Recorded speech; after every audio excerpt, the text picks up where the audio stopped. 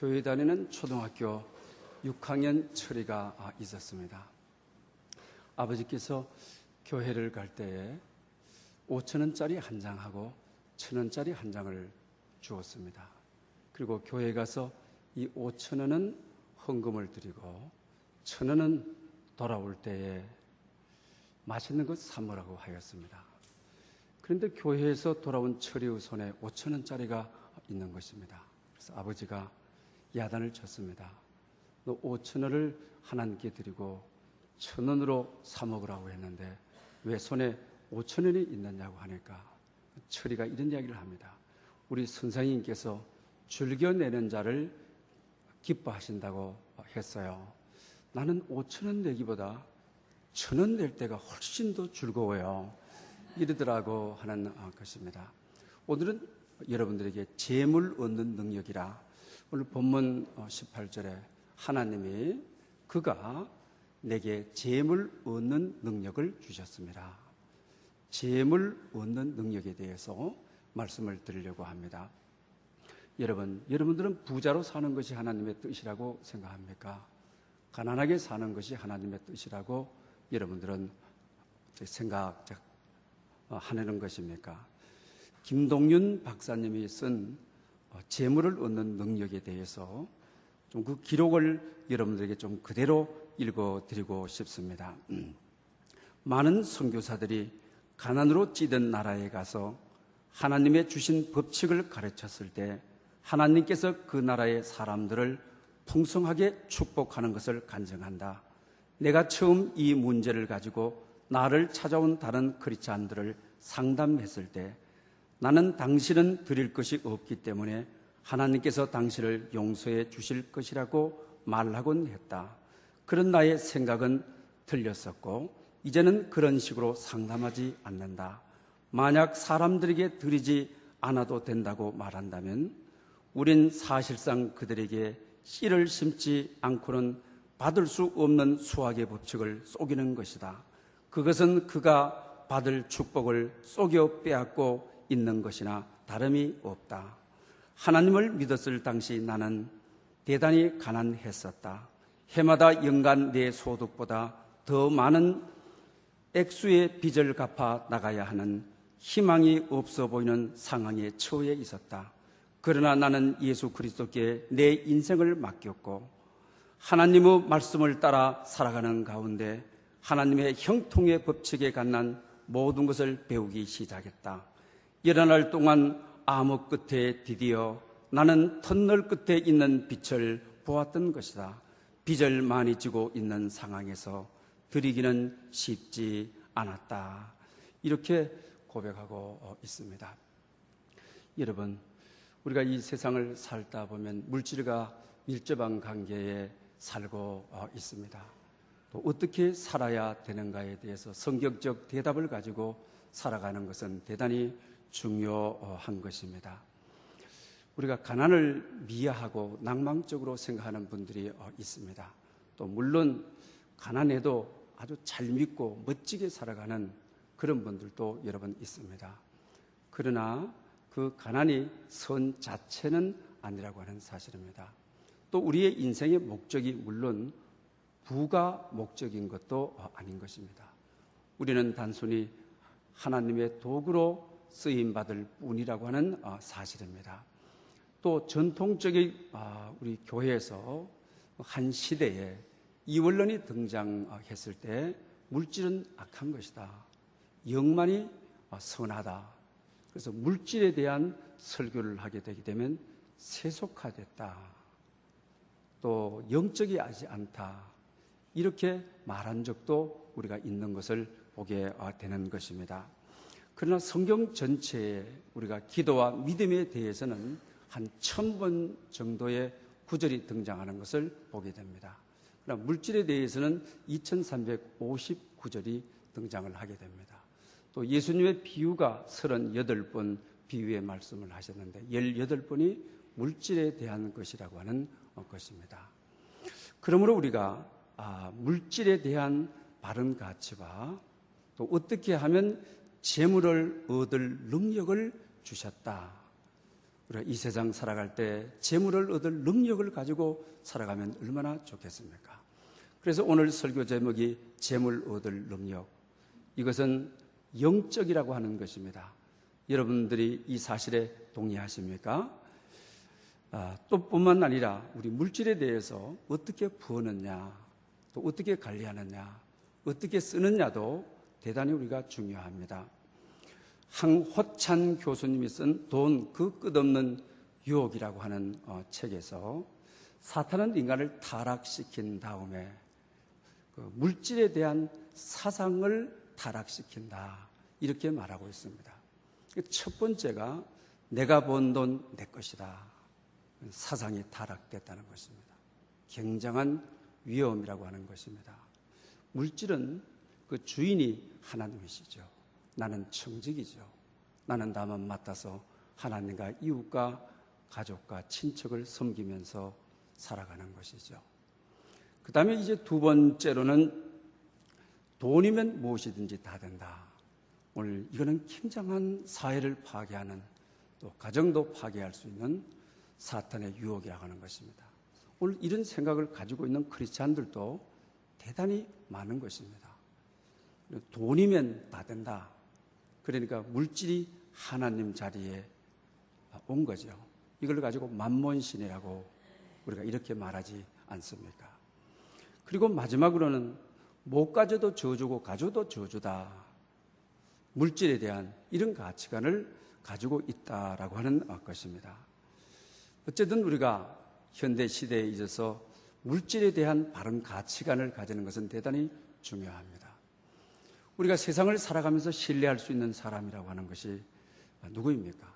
주어진 시간 안에 일을 줘보면 안다는 것입니다. 일을 줘보면 주어진 시간 안에 깨를 부리지 않고 정말 헌신하고 마음을 다하여 일을 하고 그런 분들이 있습니다. 또 뿐만 아니라 우리가 사람을 맡겨보면 알 수가 있습니다. 여러분들도 아기를 기르다가 어쩔 수 없어서 아기를 맡기는 경우에 있죠. 엄마 아빠 보는 앞에서는 친절하게 돌보는 것 같고, 그렇지 않는 경우에는 또 내버려 둬버리고, 그런 경우도 우리가 있는 것을 보게 되는 것입니다. 우리가 사람을 성실하게 섬기는, 이 신뢰할 수, 맡길 수 있는 사람이다. 그 다음 우리가 돈을 맡겨보면 아는 것입니다. 1원을 맡겼든지 10억을 맡겼든지 저 사람은 틀림없는 사람이다. 이렇게 우리에게 주어져 있는 시간과 일, 환경, 그리고 사람, 이 자원에 대해서 우리가 맡겨보게 되면 신뢰할 사람, 그리고 오늘 본문이 말하는 대로 재물을 얻을 능력, 재물을 하나님이 맡길 사람이 누구인가를 알 수 있다고 하는 사실입니다.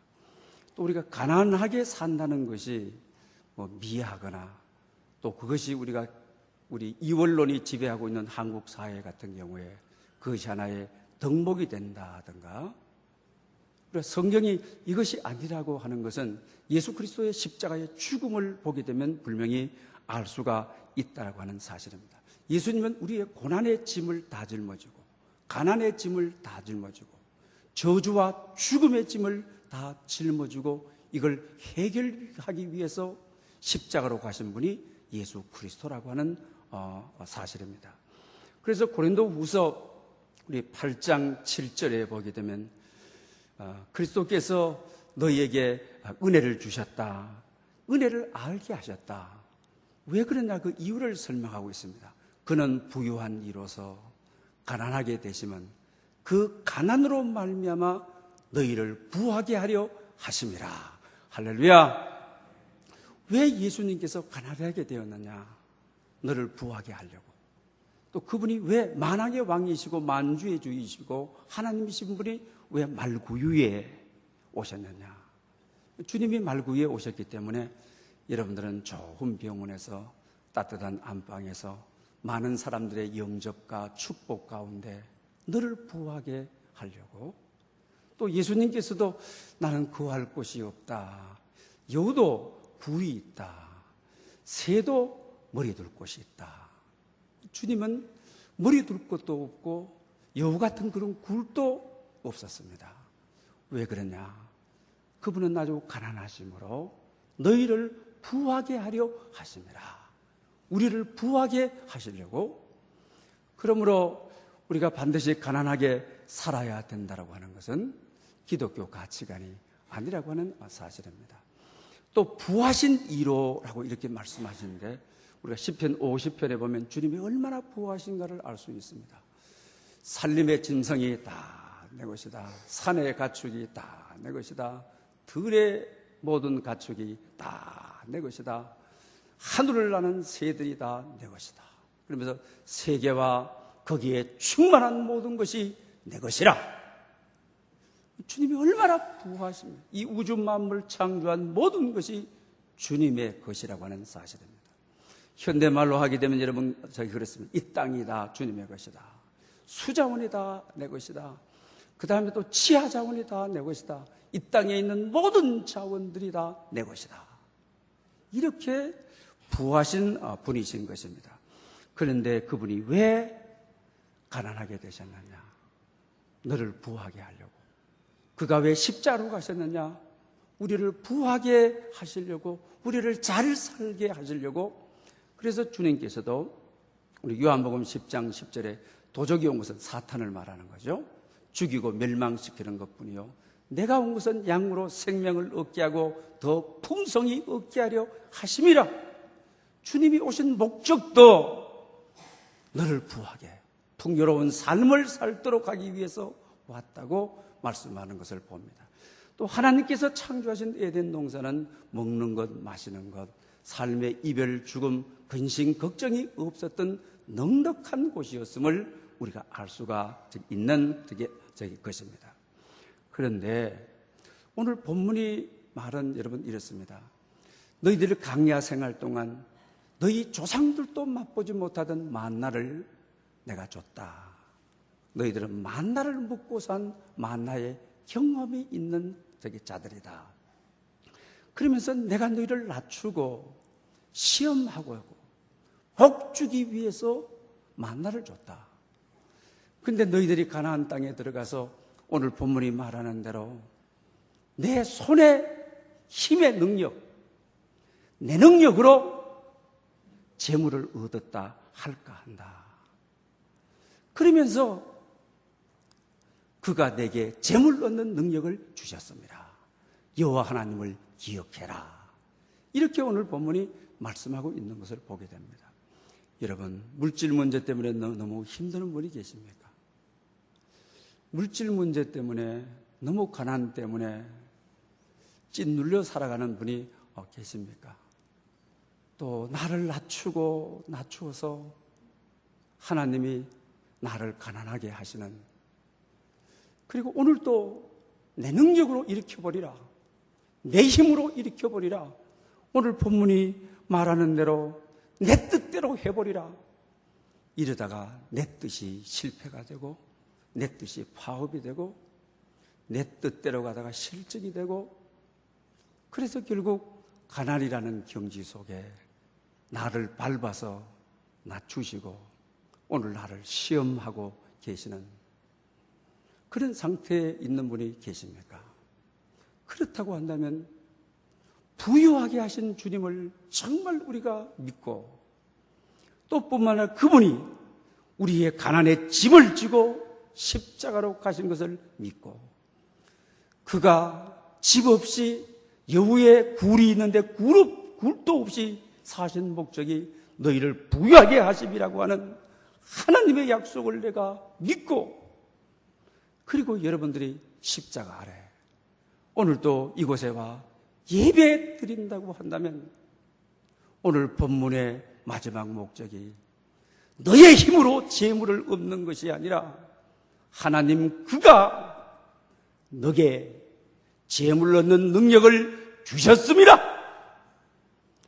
여러분, 이 말씀을 아멘하고 동의하고 주셨습니다 하면 내가 받아야지.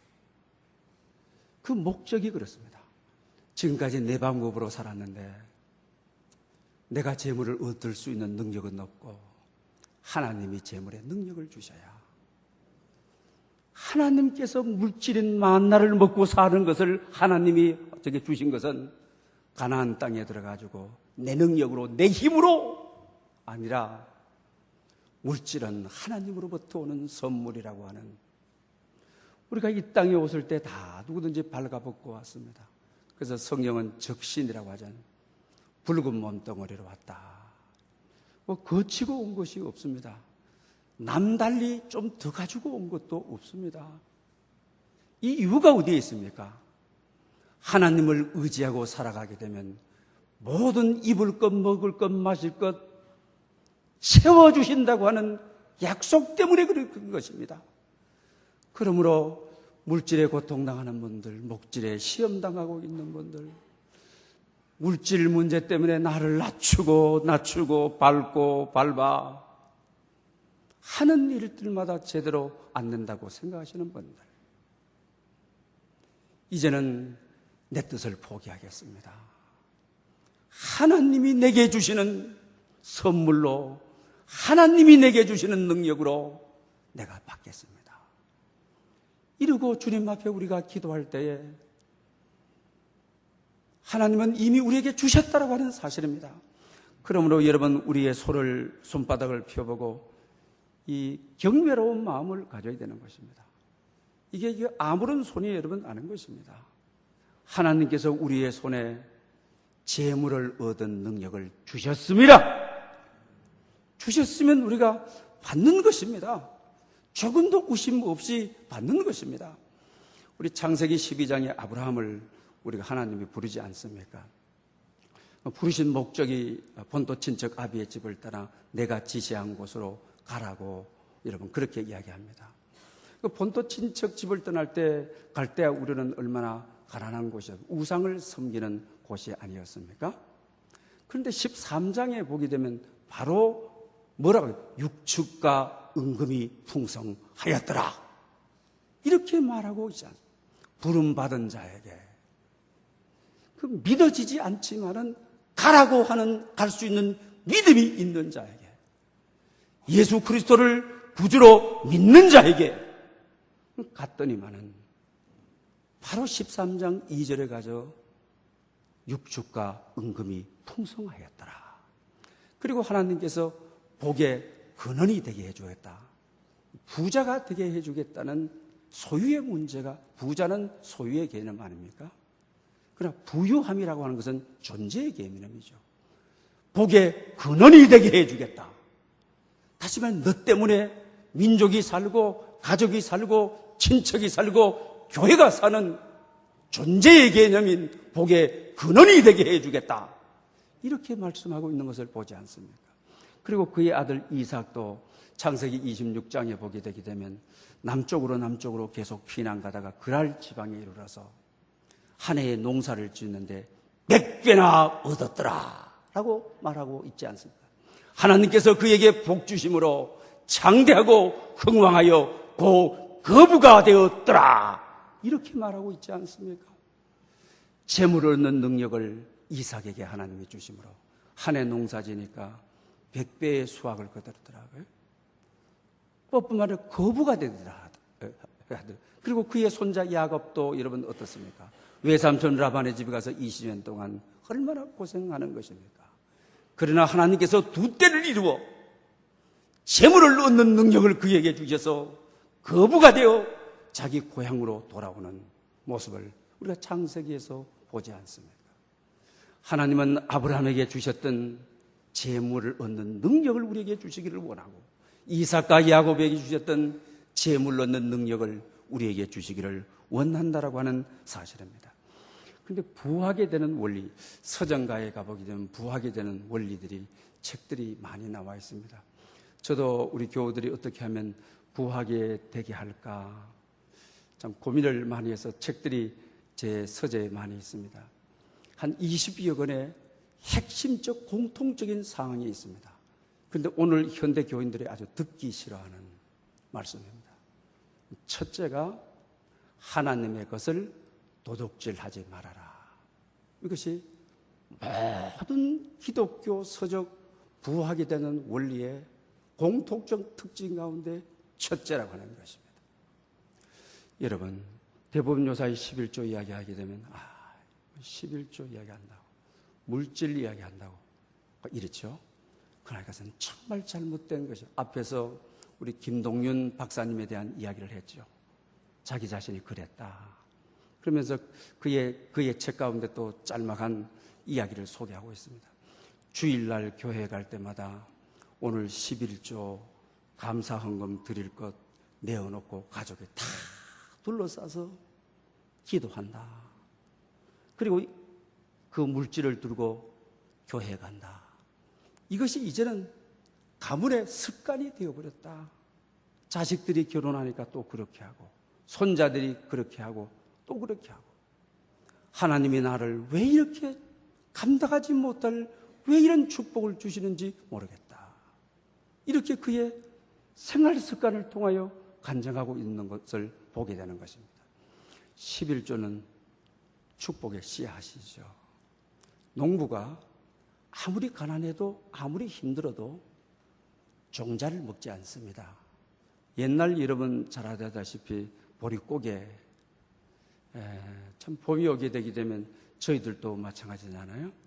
산에 올라가서 그 솔나무 위에 껍질을 벗겨내고 그 안에 있는 진액들 벗겨다가 끓여서 먹지 않습니까? 또 느트나무 새순 돋을 때 첨부 따서 밑가루 두문 나서 삶아서, 요사이는 다 그 영양식이더라고요. 요사이는 그거 먹고 싶어도 먹지 못할 정도로 그런 시대 아닙니까? 다 그랬다고 하는 사실입니다. 그러므로 우리가 축복의 씨앗은 어떤 경우에도 가난할수록, 사업이 더 안 될수록, 더 힘들수록 뿌려야 거둘 수가 있고 희망이 있는 것입니다. 그래서 갈라디아서에서도 우리가 6장 7절에 보면 무엇인지 심는 대로 거둔다. 만고불변의 법칙을 가르쳐주고 있는 것을 보게 됩니다. 그리고 두 번째로는 이런 얘기가, 아무리 힘들고 가난하더라도 섬기는 사람, 돌보는 사람이 꼭 있어야 된다. 이거는 내가 인생 살아갈 때 그 사람처럼 내가 정말 어려울 때가 오고, 또 내가 살아갈 때 내가 돌보는 사람처럼 정말 힘들 때가 온다. 그때 하나님께서 준비된 사람을 통해서 나를 세워주기 위해서다. 힘들어서 사람을 섬길 수 없어요. 힘들어서 도와줄 수 없어요. 이건 아니다. 힘들수록 씨앗을 뿌려라. 작은 자에게 친절하고 작은 자에게 손을 벌릴 때 거부하지 말아라. 그 다음에 세 번째 원리가 하나님께 기도해라. 가난의 형편, 어려운 형편을 가지고 나가 하나님 돌보아 주십시오. 불쌍히 여겨 주십시오. 긍휼히 여겨 주십시오라고 기도하라. 이렇게 가르쳐주고 있는 것을 보게 됩니다. 그러면서 기도와 가운데 하나님 내게 물질을 주신다고 한다면 이삭처럼 내가 한 해의 농사지어 100배의 수확을 얻는, 한 해에 내가 사업하여 내 생애 전부 100년 살아가는 생애의 축복을 얻는 그런 축복을 주신다고 한다면 물질에 대한 분명한 비전과 목표가 있어야 된다고 하는 것입니다. 그러나 아무렇게나 100배를 주십시오 하는 것이 아닙니다. 하나님, 내가 어떤 계획, 어떤 비전, 그러므로 내게 물질이 필요합니다. 이렇게 기도하면 하나님이 채워주신다고 하는 것을 가르쳐줍니다. 젯 하트만이 쓴 성경은 경영학 교과서다. 이 책에서 최고의 투자가 뭐냐? 하늘나라에 투자하는 것이다. 그래서 너의 보물을 하늘에 쌓아두라. 도적을 당할 일이 없지 않습니까? 성경이 말하는 대로. 또 물질을 전부 내 것 쌓아두다가 녹이 슬어서 돈의 가치가 다 없어져 버리는 한순간도 여러분 오지 않습니까? 우리가 그다음에 좀이 살살 끓여 먹어서 건강에 문제가 있어서 병원 갈 일이 생기고, 또 가정에 우환이 생겨서 안 써야 될 돈들 펑펑 써야 될 일들이 생기고, 그런 경우가 우리 많이 있지 않습니까? 그러므로 하늘나라에 쌓아두라. 그래서 이 성경이 경영학 교과서다라고 하면서 우리가 은행에 가서 돈 찾으러 갈 때 비밀번호 있어야 되잖아요. 그 비밀번호를 이분은 믿음이라고 이렇게 말하고 있어요. 그 다음 또 도장이 있어야 되잖아요. 비밀번호 쓰고 도장 찍으면 돈이 나오잖아요. 도장은 기도라고 말하고 있어요. 그래서 정말 우리가 하나님께 맡겨둔 것이 있고, 그리고 정말 우리가 믿음이 있고, 그럼 맡겨둔 것이기 때문에 비밀번호 쓰고, 그 다음 기도, 도장이 찍혀서 하나님 앞에 올라가는 것이기 때문에 그때 하나님은 우리를 풀어준다. 재물 얻는 능력이 우리에게 임한다. 이렇게 우리에게 가르쳐주고 있는 것을 보게 되는 것입니다. 그러면서 우리가 작은 일에도 우리가 하나님 앞에도 그렇지만 사람과의 관계 속에서 많이 심어둬라. 어려운 분들, 주저앉아 있는 분들, 손 벌리는 분들, 그런 우리가 인생 수업에도 보게 되면 그 눈물겨운 이야기가 거기 엘리자베스 키블러-로스가 인생 수업에서 그분은 죽어가는 환자 1000명의 마지막 고백을 들어서 쓴 의사가 쓴 책 아닙니까? 가족 가운데 돈을 좀 빌려달라고, 자식이 좀 부모에게 가서 돈 좀 달라고, 그러나 자식이 너무 속상해하게 하고 집안 다 날리고, 야 이놈아 나는 너를 못 준다라고 그러죠. 근데 죽음의 문턱이 딱 이르러서 사망의 음침한 골짜기로 딱 들어섰는데 세상에 가서 하고 싶은 이야기 딱 한 가지 말을 하라고 시간을 주죠. 그때 내 손잡고 그렇게 달라 했던 거, 나에게 시간을 좀 달라. 내가 이 사망의 음침한 골짜기로 들어서지 않게 해달라. 내가 그에게 찾아가서 죽어올 시간을 좀 기다려달라. 안 된다 그러죠. 이미 당신은 들어섰고 돌아설 수가 없다. 이걸 보더라도 우리가 손 벌리는 사람, 그래서 우리가 누가복음 6장 38절에도 주라 그러면 내가 너에게 줄 것이니 곧 후이되어 누르고 흔들어 넘치도록 하여 너에게 안겨주리라. 할렐루야. 달라고 하는 사람들에게 이 세상 살 때 작은 것부터 소소한 것부터 잘 섬겨라. 그러면 대로 주고 말로 받는다. 주라 그러면 후이되어 나는 대로 주지만 흔들어 차고 넘치도록 하여 너에게 안겨주리라. 말로 받게 되어지는 거예요. 여기 안겨주리라, 우리 성경에는 이렇게 표현을 했습니다. 그러나 그들이라고 하는 말을 이 문장에 넣으면은 우리 문장이 이상해지기 때문에 그리스어 원문에는 사람을 통하여 풍성하게 하리라, 사람을 통하여 부유하게 하리라, 이렇게 되어 있습니다. 다시 말해 우리가 죽어 살아가게 되게 되면 하나님이 다른 사람을 통하여 계약을 맺는데 뜻하지 않게 좋은 평생의 사업이 일어나는 기회가 되어지고요. 하나님이 또 천사를 보내서, 천사 같은 사람을 보내서 위기에 임할 때 오히려 그것이 하나의 기회가 되는, 좀 하나님의 능력으로 던지는 그런 은총으로 임하는 안겨주리라는 의미가 바로 그런 의미라고 하는 사실입니다. 그러므로 우리가 죽어 살아야 돼. 우리 베드로의 삶을 통해서도 우리가 여러분 잘 알지 않습니까? 밤이 새도록 고기를 잡아도 잡을 수가 없습니다. 왜? 하나님은 고기를 쫓아볼 수도 있고 고기를 모여들게 할 수 있는 바다 속을 다스리신 분이 하나님이시기 때문입니다. 그러나 배 오른편에 그물을 던져라. 그런데 찢어지도록 풍성하게 하나님이 거두게 하지 않습니까? 마찬가지로 하나님이 우리에게 능력을 줘야지.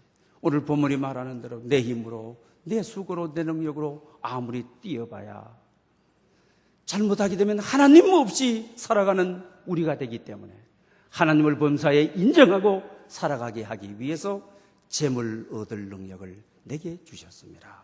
사랑하는 여러분, 여러분의 삶의 아픔과 고통이 다 사라지고 가난이 사라지고, 여러분 삶의 오늘 본문에도 시험하사 시험이 사라지고, 하나님이 여러분 삶의 알파와 오메가이시며 여러분은 삶의 전부이심을 고백했을 때에 여러분 개인에게 재물 넣는 능력을 주시기를 축원합니다.